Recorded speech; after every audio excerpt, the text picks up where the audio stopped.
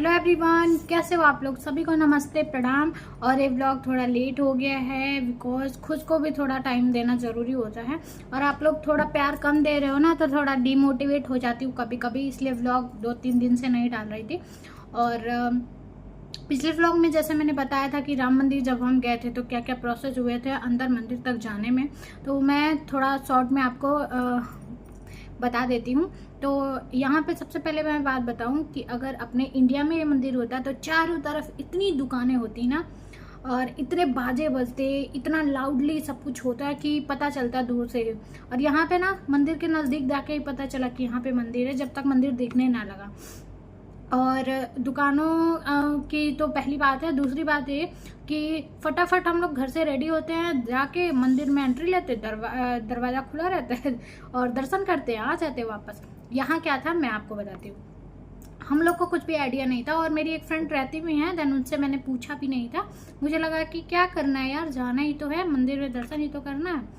सबसे पहले हम लोग गाड़ी से उतरे। इन्होंने अपना पर्स और एक फ़ोन गाड़ी में ही छोड़ दिया। पर्स में सारी आईडीज वगैरह थी, इनको लेना चाहिए था बट बोले कि कोई काम नहीं लगेगा, क्योंकि हम लोग को कुछ भी नॉलेज नहीं था। हम लोग गेट पे पहुंचे, फर्स्ट वाले एंट्री जहाँ पे हो रहा था, लंबा लाइन था, वहाँ पहुंचे तो वहाँ पे पता चला कि रजिस्ट्रेशन होता है।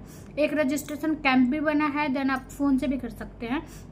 तो हम लोग कैंप पे ना जाके फ़ोन से ट्राई किए। तो सबसे पहले प्ले स्टोर पे जाके हम लोगों ने बाप्स हिंदू मंदिर ऐसा सर्च किया, और उसके बाद से फिर उसमें रजिस्ट्रेशन करना था। तो उसमें क्या करना था कि जिसके पहले ईमेल डालना था, जिसका फ़ोन था, ईमेल पे ओटीपी आएगा, फिर उसको वेरीफाई करेगा।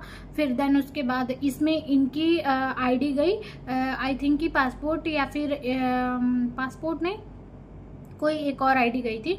तो ये आईडी ये गाड़ी में ही भूल के आ गए थे। फिर मुझे जब इंडिया से आना था तो मुझे अपनी सारी आईडीज इन्होंने भेजी थी, तो हमने फ़ोन में सर्च किया, 10-15 मिनट उसमें लग गया।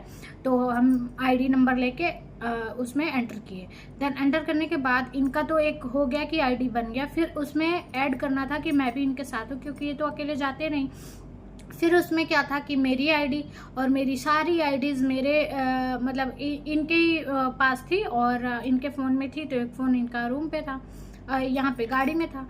फिर हमने क्या किया कि मेरी क्या डालनी थी, मेरी एक आईडी डालनी थी, आई थिंक कोई सी भी एक आईडी, और उसमें पासपोर्ट नंबर डालना था। तो मेरा पासपोर्ट तो रूम पे था। फिर क्या हुआ, तो मैंने फ़ोटो खींच के अपना पासपोर्ट का रखा हुआ था। तो फिर हम लोगों ने पासपोर्ट उसमें डाला और पासपोर्ट नंबर डाला। फिर उसमें क्यूआर आया, क्यूआर हमने दिखाया। फिर हम थोड़ा अंदर गए तो एक भैया थे, उन्होंने क्यूआर स्कैन किया। फिर थोड़ा अंदर गए तो एंट्री हुई। फिर अंदर गए तो हमारे फ़ोन्स जमा हुए, हमारा बॉडी चेकअप हुआ। देन उसके बाद हमारा फ़ोन मिला। फिर जाके मोस्टली हमने अंदर एंट्री किया, जहाँ से हम मंदिर तक जा सकते थे। तो ऐसा कुछ प्रोसेस है बहुत, मतलब अगर आप आईडीज वगैरह नहीं लेके जाते हो तो एंट्री मिलना इम्पॉसिबल, अगर आपके फ़ोन में भी नहीं है तो। और हाँ, इसलिए मैं बना रही हूँ क्योंकि बहुत सारे लोग वहाँ पे मेरे सामने से ही नहीं गए, बिना दर्शन करके ही वापस चले गए, अंदर नहीं जा पाए क्योंकि उनके पास आईडीज़ नहीं थी। 2 लड़कियाँ, एक लड़का आया था, उसके पास भी कोई आईडी नहीं थी। मतलब आईडी था लेकिन वो उनके रूम पे होगा, बिना आईडी के तो यहाँ कोई नहीं रहता है, पासपोर्ट होना चाहिए। तो पासपोर्ट नंबर से भी होता है। तो यहाँ पे उनके पास कोई आईडी नहीं थी, तो वो वापस लौट गए।